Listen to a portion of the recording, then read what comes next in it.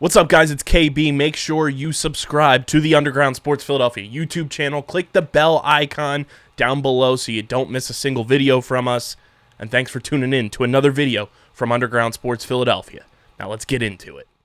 Philadelphia, baby, you're gonna love it. Best sports fans in the world.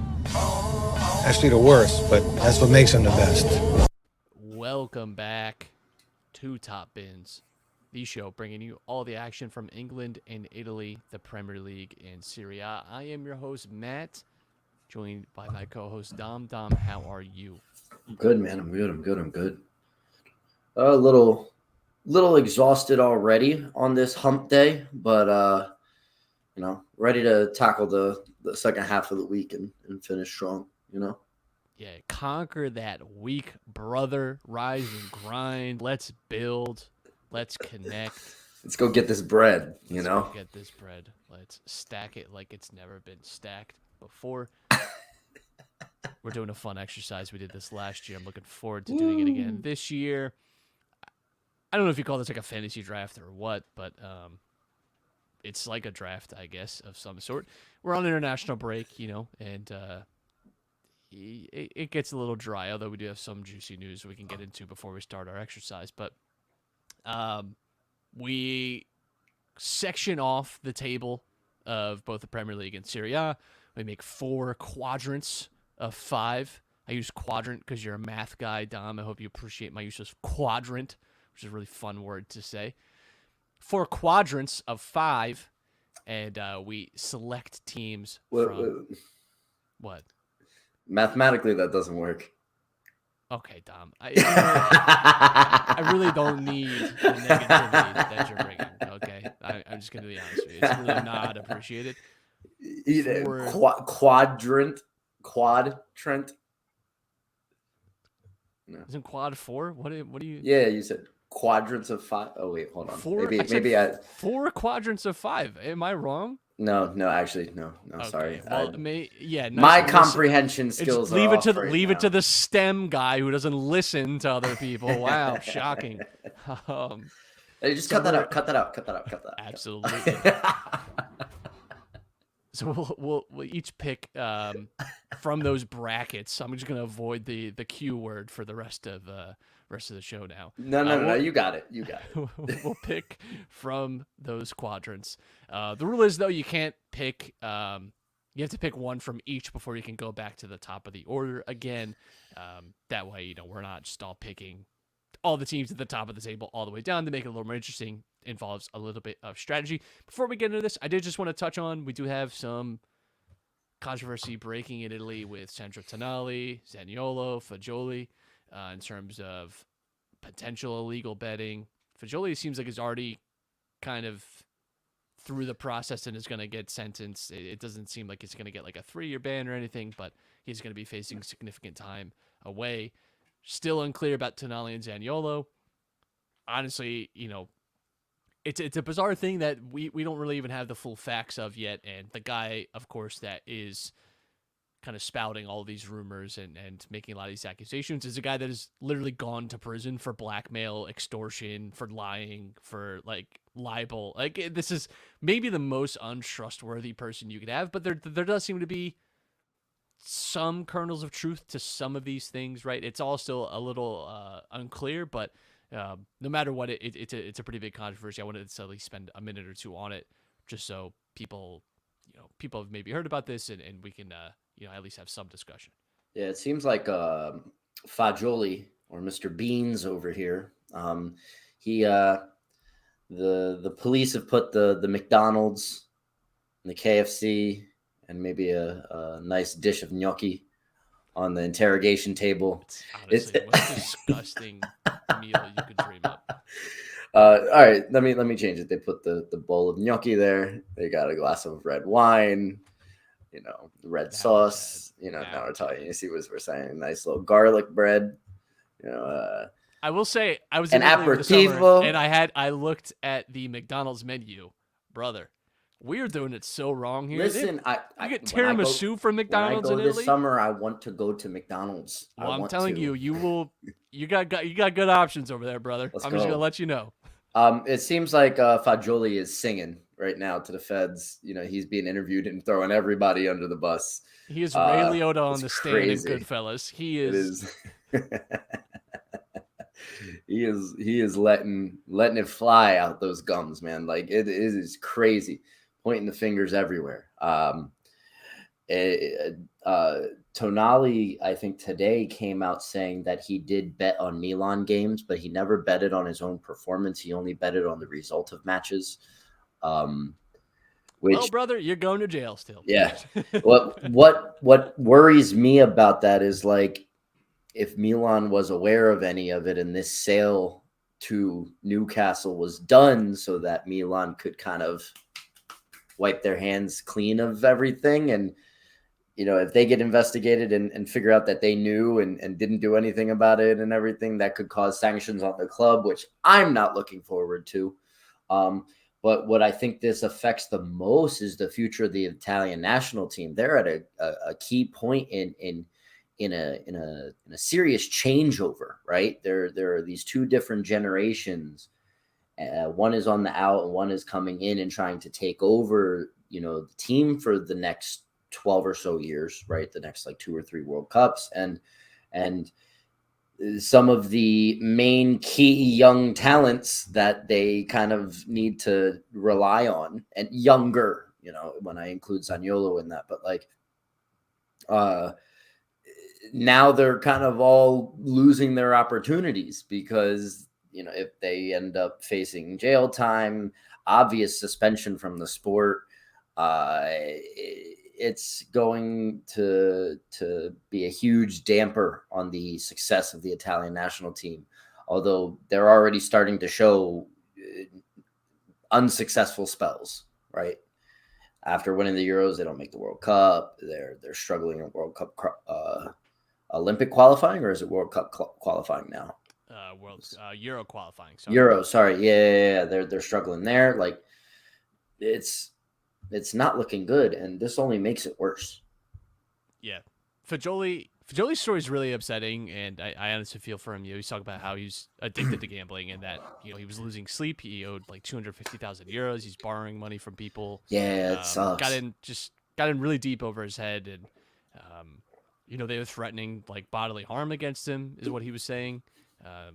So obviously terrible, and I think there's a broader discussion too to have about how pervasive gambling. In America, it's a very new thing. In Europe, they've had legalized gambling on sports for a longer time, and especially in England, it's very pervasive. For America, it's a pretty new experience. You haven't been able to legally bet on games, and now everywhere you turn, there are gambling ads out there, and I do think you have to have. In the same ways that I think we've had to turn around in public health discussions and talking about it as a public health issue with other addictions like alcoholism, drug use, I do think gambling addiction is going to be it's all the same kind of issue, right? And so I think you have to have some kind of discussion and be very real about these things happening and that people can be susceptible to them. I don't know what the fix is. Obviously, I hope Fagioli. It sounds like he needs more than just, he sounds like he needs some help, and I hope he finds it. And I hope with Tonali, Zaniolo, if they're having the same issues, they also find the help. Like, honestly, like, just human to human, reading his story was pretty upsetting to me.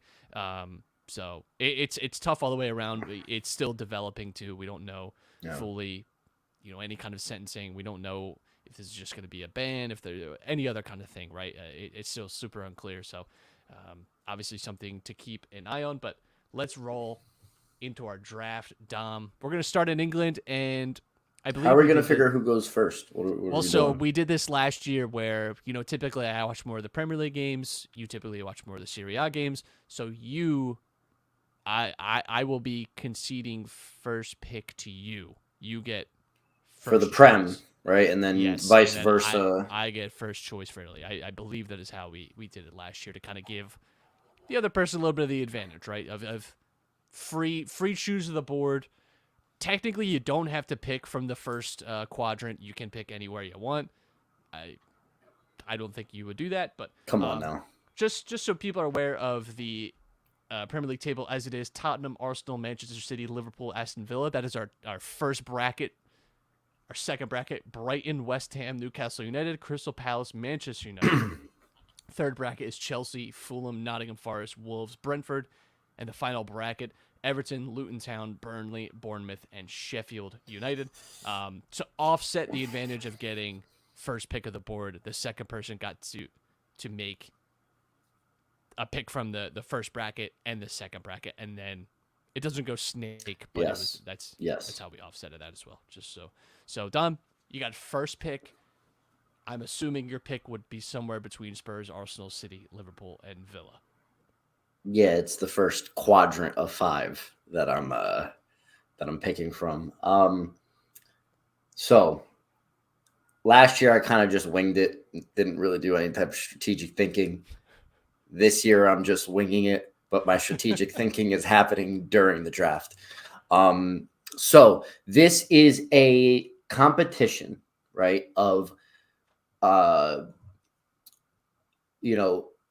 whose group of teams can accumulate the most points by the end of the season. I should have mentioned that. We keep track of this throughout the year, and we'll tally up whoever's teams had the most points. And I don't want to say that there was a run last year. But so this is about consistency. And really what you want are teams that can at the high level, right, in this first quadrant. You're looking for a team that can accumulate the most wins over the course of the season. Now, the layman would pick the team that's in first, right? You pick up the team that's doing the best. They're in the lead. I don't know why you saying layman was so funny to me. But I stray from the beaten I'm not path. a part of your system. Listen, I'm a critical thinker, right? I'm a free thought type of person. Yeah, you definitely are. You are a free thinker. So,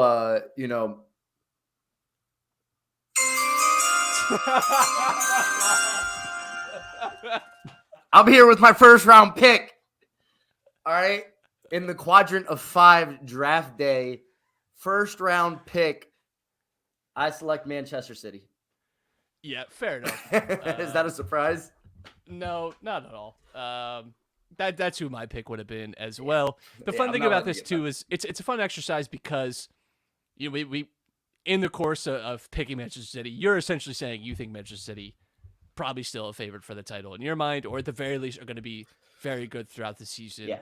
And so you're kind of staking, a little bit of claim to that. I think that's totally reasonable. I think Manchester City have shown time and time again they're a very good team.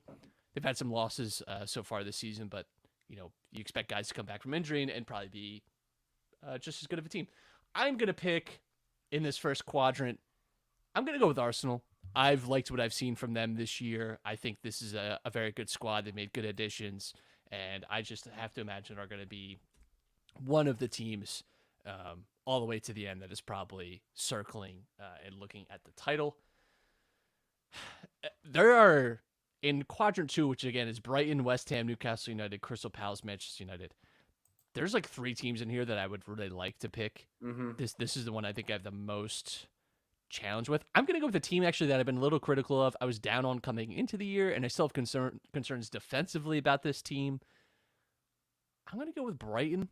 I got to buy in on them, right? Like I just have to believe. I have to believe that they're just a good team, and this is just going to continue. I think De Zerbi's a great manager. I'm willing to attach myself to Brighton, even though I do have concerns about them. And through the course of the year with European placements, and that they'll probably be pretty aggressive in trying to go for Europe and a European trophy, I'm going to go with Brighton. I could see you let out a really long sigh there, but I think you still have. I like them. That's why. I like them a lot. That's why. Yeah, the person who thinks they know ball, they look at this list and they think they're going to take Manchester United, right? Correct. But yeah, no. Wait, can we get like DMCA'd for that or anything? Like, do we know Kyle? So. Can we check on that? Like, I don't think that's copyrighted by anyone. I think it's probably fine, but what do I know? Yeah. Newcastle United. Listen, Alexander Isak is third actually tied for second in goals in the league right now. And then Callum Wilson is in the top 10. He has 4 goals. Kieran Trippier tied for most assists in the league. Alexander Isak has the second highest, XG, goals per 90. Callum Wilson and Isak are 1-2. I think it's just, they are kind of underrated right now. Like, they haven't had the best start to the season. But I do think that the performance of some of these players, especially when, you watch them in that game against Milan, even though they, sort of struggled, but then they also go out and put 3 or 4 up on PSG's head. So like, this is a really solid team. This team is no slouch. And I do think that they're going to make a climb up the table and battle for a Champions League spot again. So I really do think that they're a sleeper in this second quadrant of 5. We have to just hope that they do that, but I'm definitely going with Newcastle. Yeah, I was between Brighton and Newcastle for my pick. Yeah, I think that those are 2 of the most reasonable ones to select out of that group. Moving on to tier 3, quadrant 3, however you want to call it, with Chelsea, Fulham, Nottingham Forest, Wolves, and Brentford. I don't love any of the choices here, honestly. This is where I hate making this pick. I really do. I think I have to choose Chelsea here because I just have to believe that Pochettino can get better performances out of this squad. They have talent. Nkunku is still to come back this year, too. I think that's been lost in all of this is Christopher Nkunku, one of the best attacking forwards in Europe for the past 2 years, to rejoin this team, a team that could really use more clinical finishing and more creation in the final third. So I'm going to stake with Chelsea here out of this group. I feel like they can have a better sort of final 2/3 of the season than what they've had so far. So I'm stuck between 2. You picking Chelsea kind of made my decision a little bit easier because I was kind of stuck between them and another team, but I kind of was leaning towards the other team anyway, just because I don't like Chelsea and nothing about what they've done recently will convince me just yet that they're gonna shoot back up the table, quickly or over the course of the season, not have, the typical game you see of them where, they may look like they're just starting to catch form and then they lose and then they're going through like a bunch of losses and draws and stuff like that. So I have like a hipster pick, but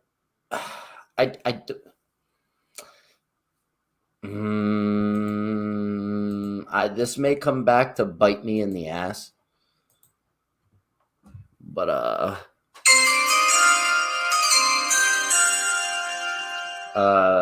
I'm gonna go with Wolves. Wow. Okay. Hwang Hee-chan is 4th in goals in the league. No. Hey man, fill up that YouTube ad. All right, help him out. Yeah.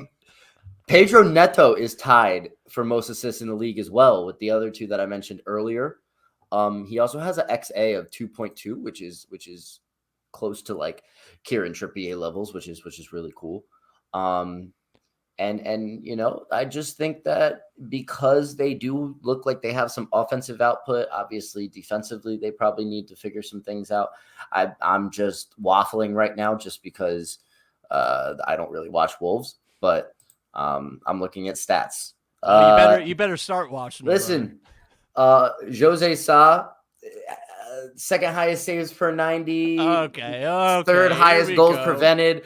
That also means that he sees a lot of shots, which kind of sucks because the defense is just not doing well. It's going to be shootouts with them. But I think that if some of these players continue some good form, that a couple crucial points in this group could be won by them because of that. Yeah. You know what I mean? Like with that tier, that quadrant of 5, all the teams. I'm not sold on really any team. So I was thinking maybe this team can squeeze out an extra win or two to put them over the top. Maybe. I have no faith in Wolves. They would have been my last pick in that quadrant, so I appreciate you taking them off the table. We go into our final quadrant of the Premier League. Everton, Luton Town, Burnley, Bournemouth, and Sheffield United. I'm going to go with Burnley. I think they'll have a better rest of the season. I hate every team in this. I think they're all awful. I think they could all be relegated, and I wouldn't be shocked. But I'm going to attach myself to Burnley, who I think can maybe figure it out over the course of the season that we have remaining. Dom, where are we going here?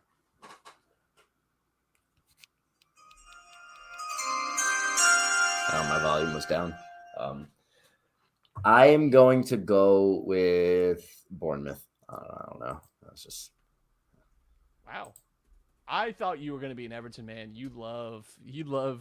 No. What are we talking about? The only time I respected Everton at all was when Carlo Ancelotti was the head coach. So, just give me. Bournemouth has some like promising young talent, so maybe they can help carry them to a couple even points. Manager. But in this group, you're also looking for any type of points possible, right? So even a team that I think that they can squeeze out a couple draws here and there. Give me Bournemouth. I'm not going with Everton. No. Fair enough.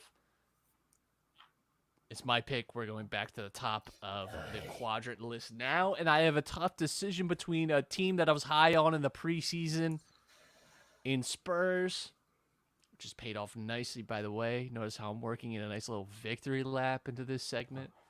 And oh my goodness. Do I choose Liverpool and attach my sanity and also this game to Liverpool? Like, I already have a lot riding on them emotionally and mentally. Do I add another layer to that in a competition? I do. I'm going to ride with them. I think they've been fair enough. I think they've been good this year. Do I think they're going to be like title challenging? I'm not sure, but I think they've been good. I think they've been worthy of the spot that they're in. And I think it's hard for me to decide between them and Spurs, but I think I just trust Klopp and Liverpool a little bit more. Although Spurs don't have Europe, that's something to consider. Really, I think I'm just setting you up for your analysis and your choice, because I have to imagine you'd be going Spurs over Aston Villa. So fair play. You had to think if it was worth, that your draft would be worth giving me 3 points most of the time because you want to see Liverpool win, right? So could you afford the 3 points? And because wasn't that last year? Didn't I have Liverpool? You did. So it was almost like, every time you see Liverpool win, you're also like, oh, Dom got 3 more points on the board. I wasn't right? worried So about it. like, I knew yeah. So you had to think about that, and you decided to go with your team. Make the wins a little bit more sweet. But so in that case, there's a YouTube, man. Just all right, Tottenham Hotspur. I already had it filled in on the Excel sheet, literally for the last 2 minutes. You've been running in circles. I've had you locked in, brother. Everyone knew where you were going. Okay. Some decisions to make in quadrant 2 between remaining. We have West Ham, Crystal Palace, and Manchester United. Where do we go from here? I did pick Manchester United to finish in the top 4 preseason. Do I still feel good about that choice? Not particularly. In fact, I kind of hate it. But do I love West Ham and Crystal Palace? Not particularly. I like West Ham a little bit. This is a tough one. Oh, I think I'm going to go West Ham. God damn it. No. Oh, man. I wanted you to make your Derby day a little sweeter when, even if Liverpool loses, if Manchester United If were to Liverpool ever loses, I'm not doing the podcast. Yeah. I won't be there. I'm not. I was here after Inter embarrassed Milan this season, so I think it's only right that you do your due diligence. I'm a professional. I'd be here. We've been podcasting long enough, right? We gotta be professional.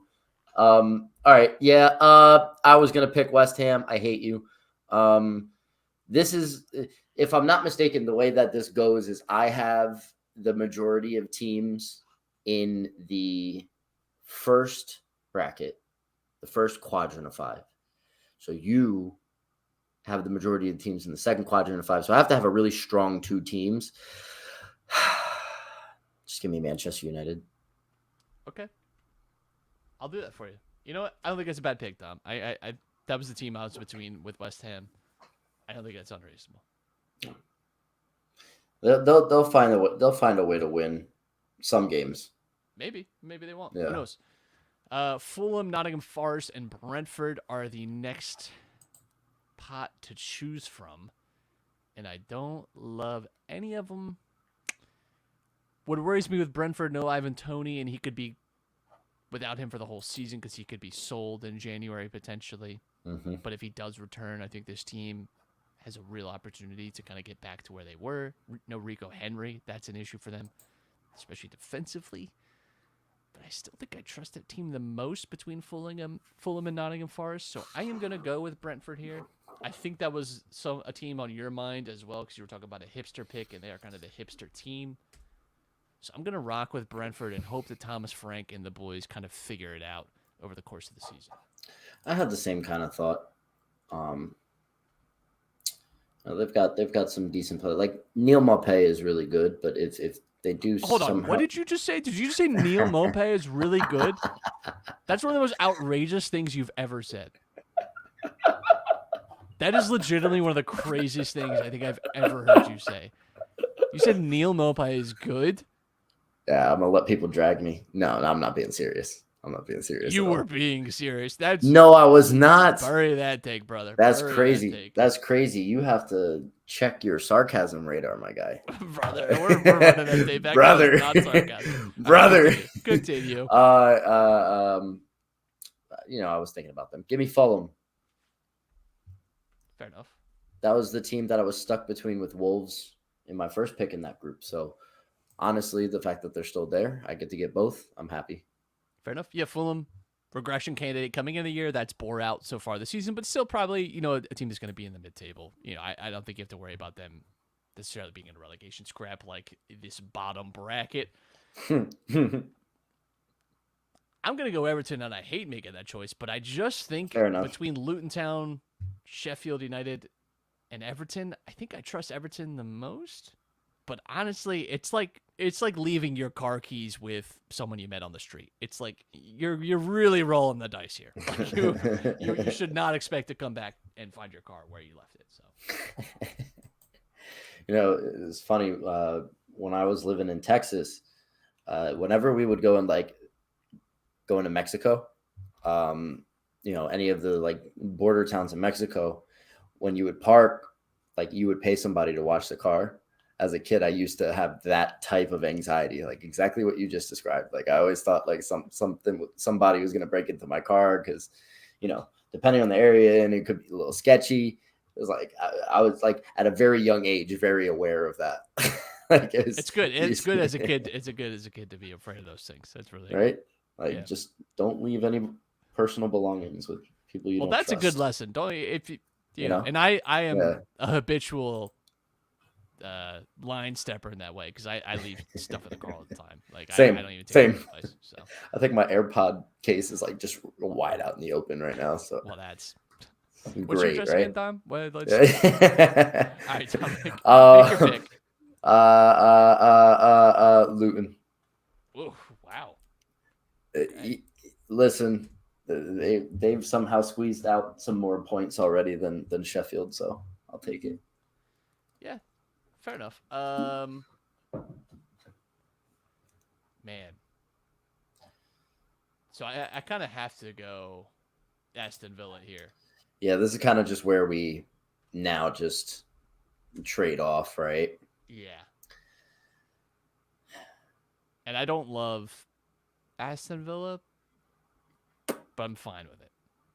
I'm okay with. I see Aston Villa, Brighton, West Ham as kind of in a really Aston Villa, Brighton. I see in a similar tier. I think West Ham I see a tier below them personally.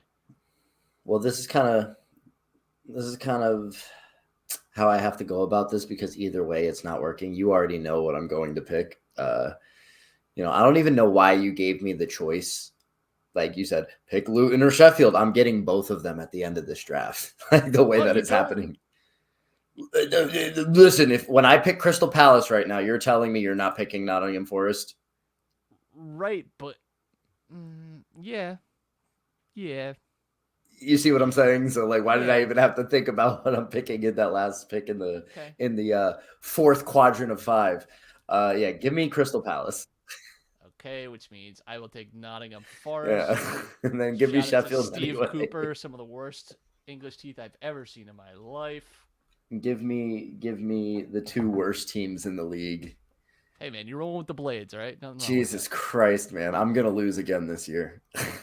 I don't know, man. I think you've got some solid picks. Don't sell yourself short. All right. Let's move to Inter. Jesus. Let's move to Italy. Did Matt did he just let us in on what his first pick is going to be? No, I think I know what your first pick is going to be. I already know. Well, my first pick in Italy is going to be, well, let me just read the brackets real quick first. Milan, Inter, Juventus, Fiorentina, Napoli in the first quadrant. Atalanta, Monza, Frosinone, Lecce, Roma in the second. Bologna, Sassuolo, Lazio, Torino, Genoa in the third quadrant. And Hellas Verona, Udinese, Empoli, Salernitana, Cagliari in the final quadrant.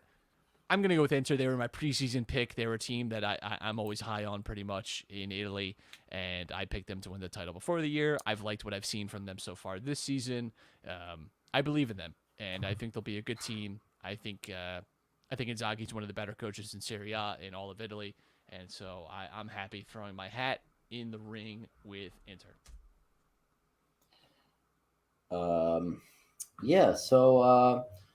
Just got to say them.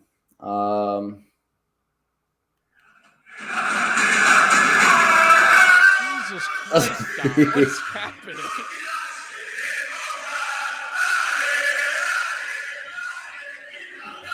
All right, you're getting carried away with the bits and the props now. All right.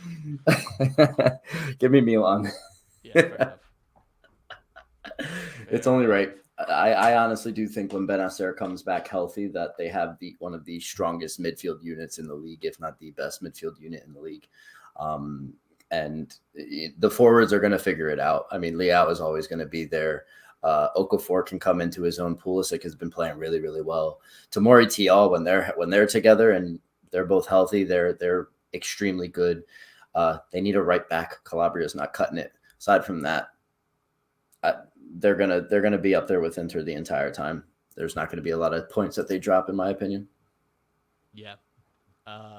You also get first pick at the second bracket, Dom, which has Atalanta, Monza, Frosinone, Lecce, and Roma. Give me Atalanta. That's an easy pick.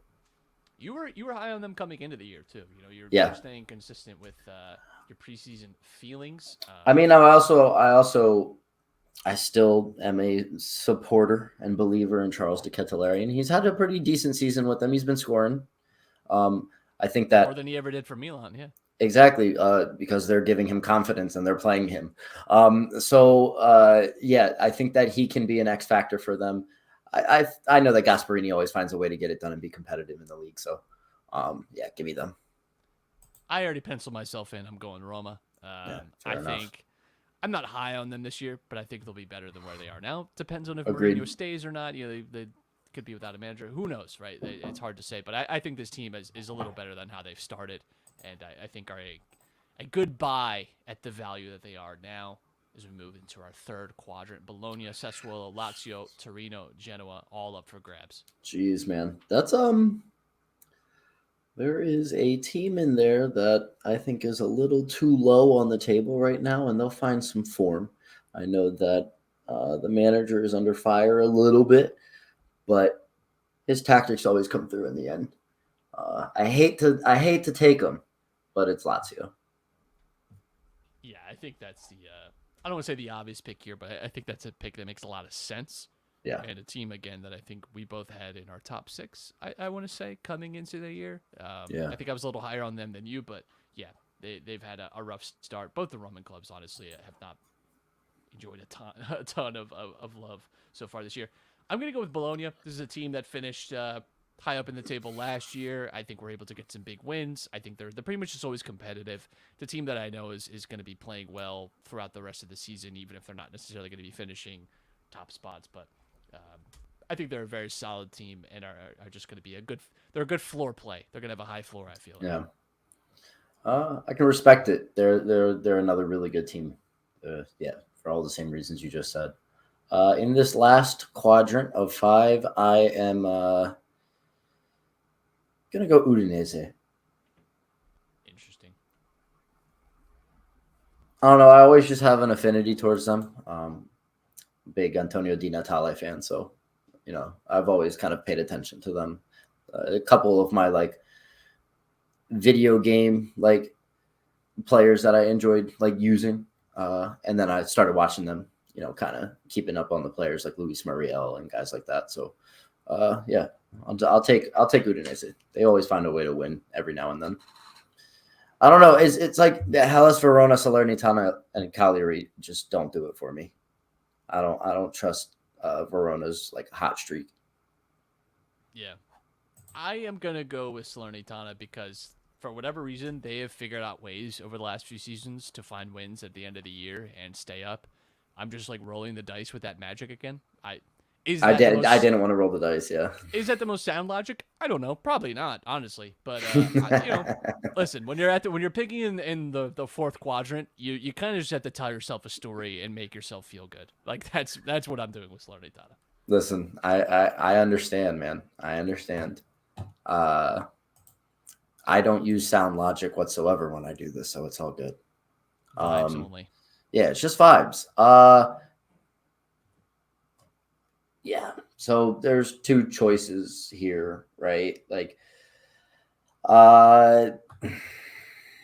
Honestly, couldn't be wrong with all 3, but I'm gonna go Napoli. Interesting. Osimhen could be facing some time on the sideline, but we do expect Napoli to probably be better than how they've started this year. Well, I A little mean, bit tough.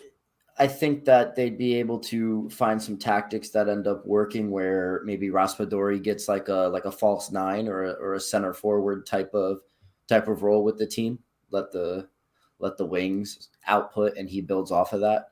I mean, he's been chilling on the bench. Let's not forget this man was electric in the league for Sassuolo, and he is one of the next future talents for the Italian national team and things like that. So, I still won't sleep on them in terms of. I mean, he's not going to output like Osimhen, but I think that he provides a very solid option for them in his absence. I don't blame you at all, but I would. There's a Rudy Garcia shaped problem with Napoli that does concern me. Yeah, ADL's been pretty vocal as well about some stuff, saying he doesn't know Italian football anymore and all that kind of stuff. And it's just, I hope that they find a way out of it. I'm gonna go basic here. A team that's had tons of off the field drama this year, but for whatever reason, even last year though, with all the off field drama, we're still one of the best teams in Italy before the points deduction. I have to hope that the points deduction doesn't. There's no points deduction this year, but honestly, Juventus, even when they're not competing for the title, are still a team that are really realistically going to be somewhere around the top 5, top 6 in Italy at the end of the season. So I feel like again, I'm just locking in pretty solid point totals there. Dom, your choice between Monza, Frosinone, and Lecce in quadrant 2. Come on, man. Gotta go with my man Berlusconi. I mean, find it hard to blame me there. Give me Monza. Well, you're picking between 3 teams that have all been promoted in the last year, which I think is surprising. When you look at the stage of the season, to find them in the top half of the table. I think Monza is the most stable of those 3, and I think the ones that you could expect would continue. I agree. Oh man, I'm gonna pick Lecce And this is almost a makeup call because I picked them to get relegated, and now I'm swinging in the other direction. I'm all in, actually. I've always considered Lecce to be the truly underrated coastal town of Italy. So I'm going back. I'm going to Lecce. I'm pretty sure with the way that the pattern goes, you get both of those anyway. So that's also true. So yeah, so enjoy both. I computated all the quadrant angles and figured out that actually, in fact, your choice did not matter. All right, come on now. That's honestly how I sound when I talk to my pre-calc class. That's probably how I sound to them. They just look at me like I'm ridiculous. Okay, guys, we're gonna learn the Pythagorean formula today. Bro, I'm telling you. Now, can I this is a side. I'm sorry. I'm going off topic. Give me the side. So I don't know how much you remember from geometry. But you took geometry. You took a freshman year, right? So yes. But I did have a refresher. But, who was your teacher? I mean, are we allowed to dox? I don't want to, I had Grusenmeyer or Grusenmeyer. I think it was Grusenmeyer. Okay, so so you remember all the little? Do you still know all the little songs and little chants? Like if you could think about them, remember all the little Sokotoa? Yeah, but no. Do you remember? So the one I've never forgot because I use it now. I don't really sing it, but I mentioned it. No, the 30, 60, 90 triangles and the Pythagorean triples. A radical 3, 2. Yeah. So that's a jam. Bro, tell me how I have kids in an honors pre-calculus class. They don't know what Pythagorean triples are. Like 3, 4, 5, 6, 8, 10. 6, 8, 10 makes a pen. You remember that? And that's at the end of that. So I'm looking at them like, yo, what's going on? And then I'm explaining it and how to explaining the special right triangles. And they're all looking at me like, and I don't know, man. I will say, I had to take some math exams last year and I had to brush up on a lot of high school math, and geometry was the one that I most enjoyed returning to. I was like, this makes so much more sense to me as an adult than it ever did to me as a freshman. I noticed that in college. I noticed that a lot of people who said they hated math ended up doing really well in it because they had a different type of focus. Geometry, I actually love geometry. I think if I was ever gonna have to do math, geometry, what I like is it's all just you're memorizing rules and knowing when to apply them. And I again, as a kid, it didn't click for me, but as an adult return, I was like, geometry's sick and easy. Not easy, but do you know what turns people off of it is the proofs, and you learn them extremely early on because you need to use it to understand theorems that are taught later on in the course. But I used to hate them. I think we all did, right? The 2-column proofs. As a math major, once you get past calculus 3, or you're getting into real analysis and advanced calculus and stuff like that, you don't do problems anymore. It's not like learning concepts and studying why they work and then practicing problems and things like that to solve. You're proving things the entire time, and not 2-column proofs. They're paragraph proofs, almost I'm writing almost entire essays. So I grew an appreciation for it moving forward. But enough about.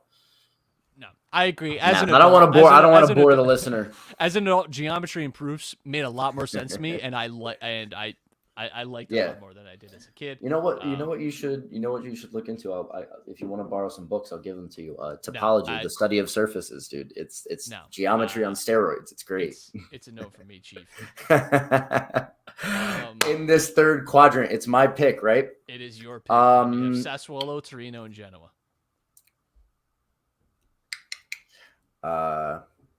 Torino. I like Fair Torino. Enough. I don't want to say anything. Torino. I'm gonna go Sassuolo. I'm cool with that. I was hoping you took Sassuolo. Okay, well, there you go. Bob's your uncle. Well, then Bob's your uncle. Your pick, final one. Give me Empoli. I'll give you some empathy for picking Empoli, because what a terrible choice. I will go Hellas Verona, a team that escaped death and seem poised to maybe do that again this year. I will give them the respect and throw myself behind them. Nope. Dom, I have to imagine that you're choosing Fiorentina over Frosinone or any of the other options off the board. Yes, Vincenzo Italiano. Quietly, in the top 4. Do I think they'll stay there? Not necessarily, but I gotta go with my boy Bonaventura, man. He's been playing very well for them. Uncle Jack, he's been balling again, bro. He's just Zio Giacomo.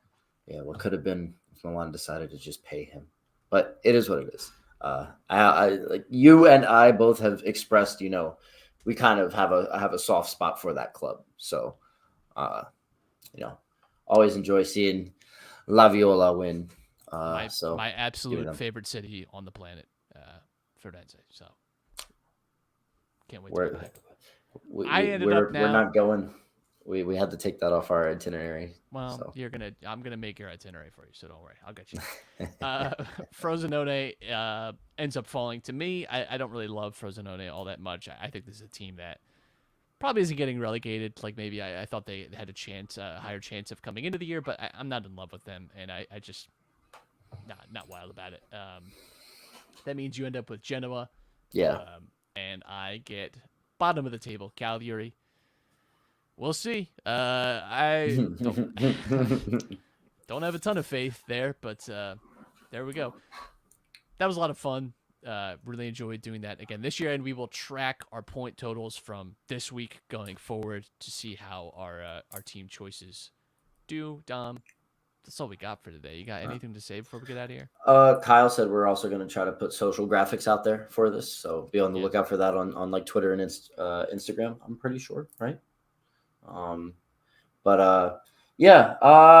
Did you happen to watch the Kevin Prince Boateng I have interview? To apologize to you because I did not. I've had a crazy. Okay, it's all good. One of my cats got into chocolate pumpkin bread, so we've been on like stomach watch. There's been some less than solid poops, but largely everyone's okay. We think. It was good. It's a stressful time, and just happened to be on the days where me and my wife had like tons of like had to be out of the house, like had work or class, all these other it's been pretty rough, like 30 hours. So I am making a point to watch it though. I will get there. I also watched the Piers and Zlatan interview, the uncensored, which was really entertaining. Anybody who knows me knows I love me some Zlatan. Some Piers Morgan? Yeah, definitely. No, not at all. But I didn't realize this at first, but I think it was when he was at Malmo or the club before Malmo. He used to wear Zlatan on the back of his jersey. He kind of wanted to do his own thing, and he was young and wild and reckless and stuff like that. And his dad came up to him and was like, "Why Zlatan? Why not Ibrahimovic? Why not your father's name?" type deal.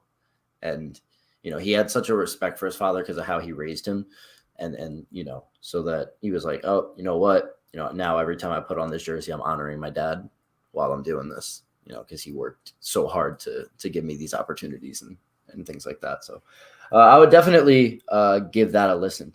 Or a watch on YouTube. It's really, really good. Yeah, Zlatan's one of the most interesting figures of this century, I would say, in football. I don't know if you've had the chance. I'm have it on the list, but it's like Halloween season, so I'm trying to watch as many spooky movies as possible. But the Beckham documentary, I've heard good things about. Oh yeah, I gotta watch that. Always going to be a little bit like PR puff piece whenever it's someone has like control of part of their documentary, but still interesting. Again, like he's talking again about interesting characters. He's certainly one of them. Mentioning things to watch, because I definitely want to watch that Beckham one. I'm interested in that. I watched a video explaining why Jude Bellingham is kind of flourishing under Carlo Ancelotti at Real Madrid, and I want to see what you think about this. But it's like Bellingham is the perfect piece to Real Madrid for Ancelotti to kind of run that number 10 like Kaká at Milan, the same kind of system, right? You have those three midfielders behind, one who's a maestro, one who's kind of a box-to-box guy, does it all, and then another guy who's more of like the ball winner, kind of like crazy, or like better defensive player. And then in front of them, right behind the strikers, is a guy that can kind of just do it all, right? He's got defensive qualities, so it helps in the press. He's creative with the ball. He can play a pass, but he can also score. And Bellingham's qualities kind of have allowed Ancelotti to use the same tactics that he found success with, with Milan and stuff like that. So they were like analyzing Ancelotti's tactics, both when he won the Champions League with Milan and like how he's running Real Madrid now and the similarities, but then also like related Jude's qualities to Kaká. What do you think about that? I wouldn't say he's Kaká-esque in that it's hard to really pin down what Bellingham does well besides just find himself in the right position and kind of do just vibes. But he's got incredible energy and it's a good passer. Like, he's just a very good all-around player. Kaká, to me, was always much more of like a very serious dribbling threat, had like a lot of, like final third product. And Bellingham has had that at Real Madrid. Some of that's been a little bit of variance. I don't know that he's going to be scoring at the rate that he is. But I do think it's interesting. Like, Bellingham's been great. I think he's had a great start to Real Madrid. He's unbelievable. It makes me sick every day that Liverpool were not able to acquire him, because he's honestly unbelievable to watch, and is one of the better young players I've seen over the last 5-6 years, and we've had some really great ones come through so far. And he's fantastic. Him and Haaland on the same Dortmund team, I think, is going to be kind of a streets won't forget in like 7-8 years. Types of like Throwback Thursday type of thing. It's actually like a mad pairing when you think about it. These are two players that I think could definitely define this generation for sure. Yeah, obviously 100%. Mbappe's in there too. I don't want to make it seem like I'm leaving him out, but I think Bellingham and Haaland, two amazing players and a lot of fun to watch. We'll be back next week. Action does return in both leagues this weekend. You got some good games in there that you can check out. We'll be back to break it down for you next week, next Wednesday. Only got one more international break before the long haul through winter. One more international break in November, and then not again until March. So you have that to look forward to at least. But we'll talk to you next week. Hope you enjoy your weekend, and I don't know, have some like apple cider or something, whatever it is you want to do during this festive period. See you then.